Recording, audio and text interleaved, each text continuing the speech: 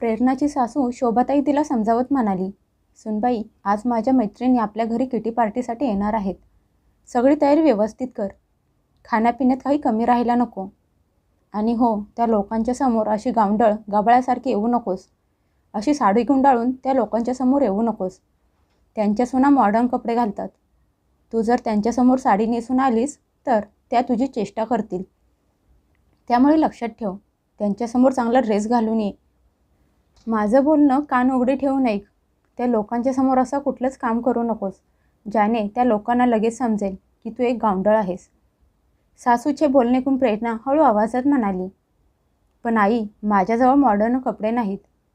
तिची सासू रागात चिडून म्हणाली, अगं, मी तुला नवीन ड्रेस आणून तर दिला होता. तो कुठे गेला?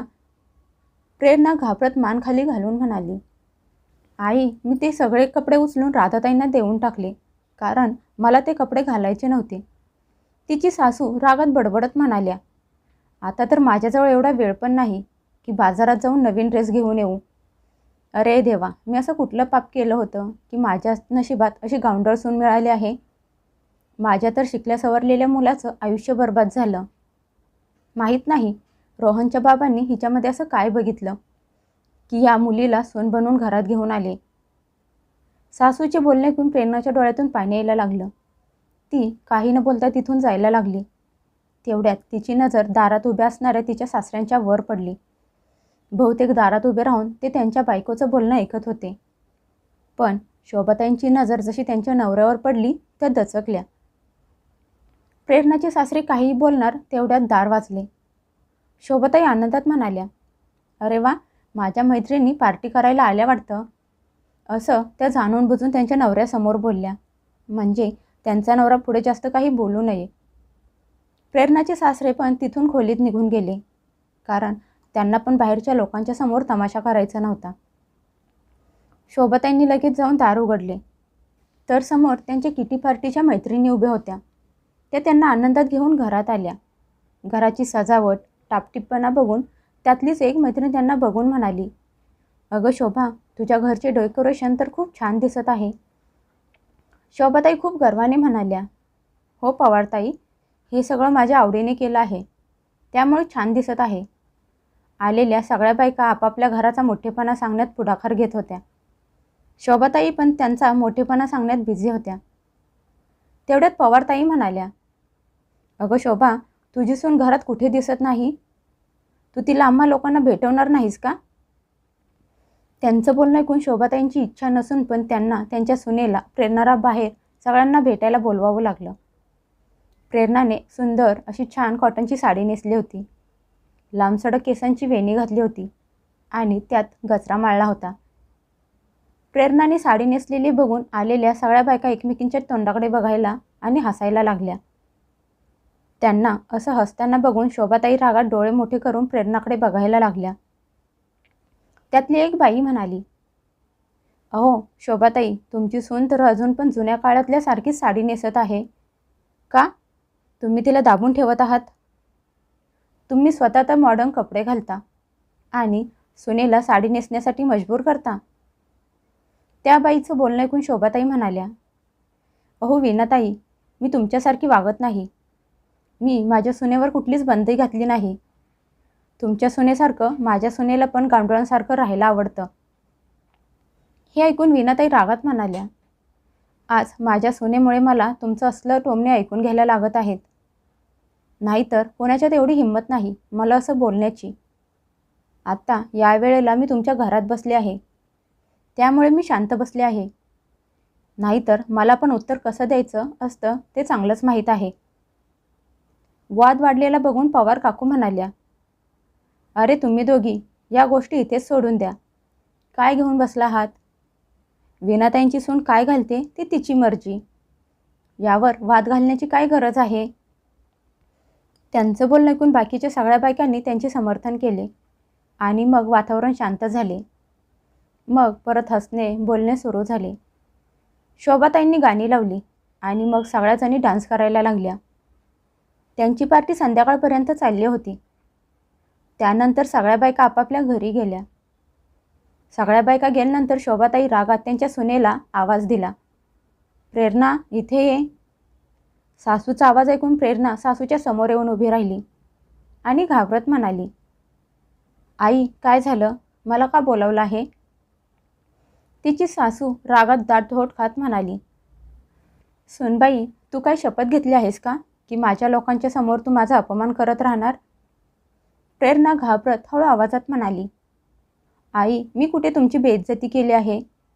मी तर तुमच्या मैत्रिणींच्या समोर काही बोलले पण नाही. मग तुम्ही असं का बोलत आहात? शोभाताई ओरडत म्हणाल्या, एवढी भोळी बनण्याची गरज नाही.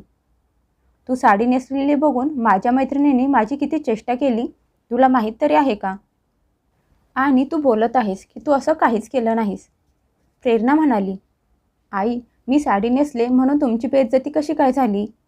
ही गोष्ट मला खरंच कळत नाही. मला साडी नेसायला आवडते. मला माझी आपली ही भारतीय जुनी संस्कृती खूप आवडते. मला पाश्चात्य संस्कृतीचे कपडे घालायला अजिबात आवडत नाहीत. तिचा नवरा अमित घरात येत म्हणाला, तू माझ्या आईशी वाद घालत आहेस, तिला उलट उत्तर देत आहेस. नवऱ्याचं बोलणं ऐकून प्रेरणा म्हणाली, मी आईंसोबत वाद घालत नव्हते. मी तर फक्त त्यांना हे सांगत होते की. प्रेरणाचे बोलणे मध्येच तोडत अमित म्हणाला, शांत बस. तसंही तू स्वतःला खूप संस्कारी समजत असतेस ना, मग मोठ्यांना उलट उत्तर देत असताना तुझे संस्कार कुठे जातात? नवऱ्याचं बोलणं ऐकून प्रेरणाच्या डोळ्यातून पाणी आलं. तिच्या डोळ्यातले पाणी बघून तिची सासू म्हणाली, घ्या. परत हिची रडायची नाटकं सुरू झाली. तेवढे त्यांचा नवरा तिथे आला आणि म्हणाला, तुम्ही दोघं मायलेकरं सारखा प्रेरणाचा अपमान का करत असता? मी तुम्हा लोकांना किती वेळा समजून सांगितलं आहे की तुमचे वागणे सुधारा, नाहीतर माझ्यासारखं वाईट कोणी नसेल. प्रेरणा गावंढळ नाही, तर तुम्ही दोघं शिकले सवरलेले गावंढळ आहात. मी जाणून बुजून प्रेरणाला माझी सून बनवली आहे. त्यामुळे माझ्या येणाऱ्या नवीन पिढीला आपल्या भारतीय संस्कृतीची, सभ्यतेची आणि संस्कारांचे ज्ञान मिळेल. तुम्ही दोघांनी तर आपल्या संस्कृतीला, परंपरेला मानाचे सोडून दिले आहे. तुम्ही दोघं स्वतः चुकीचे आहात आणि तुम्ही दोघं प्रेरणाला चुकीचं ठरवत आहात. इथून पुढे जर तुम्ही दोघांनी तिला चुकीचं ठरवण्याचा किंवा तिचा अपमान करायचा प्रयत्न केला तर माझ्यासारखं वाईट दुसरं कोणी नसेल. असं म्हणत तिचे सासरे रागात तिथून निघून गेले. अमित आणि शोभाताई रागात प्रेरणाकडे बघत होते. नंतर ते दोघं पण तिथून निघून गेले आणि बिचारी प्रेरणा डोळ्यात पाणी घेऊन तिथेच उभी राहिली. तिला कळतच नव्हते की नक्की तिची चूक काय आहे. तिची सासू आणि नवरा तिच्यावर एवढे नाराज का राहत असतात. हा विचार करत ती किचनमध्ये निघून गेली. तेवढ्यात तिचा नवरा अमित तिला आवाज देत म्हणाला, प्रेरणा कुठं आहेस, जरा इकडे ये. नवऱ्याचा आवाज ऐकून प्रेरणा पळत खोलीत आली आणि म्हणाली, काय झालं, मला का आवाज दिलात? अमित म्हणाला, माझं प्रमोशन झालं आहे म्हणून मी उद्या एक पार्टी देणार आहे. तिथे खूप मोठमोठे शिकलेले लोक येणार आहेत. बाहेरच्या देशातले पण लोक तिथे असणार आहेत. मी पार्टी 5 स्टार हॉटेलमध्ये ठेवली आहे. तिथे तू असणं गरजेचं आहेस. त्यामुळे तू पण माझ्यासोबत तिथे चल. पण तू तिथे साडी नेसून यायचं नाहीस. मी पार्टीमध्ये घालण्यासाठी तुला नवीन ड्रेस घेऊन आलो आहे. असं म्हणत त्याने ड्रेसची पिशवी तिच्या हातात दिली.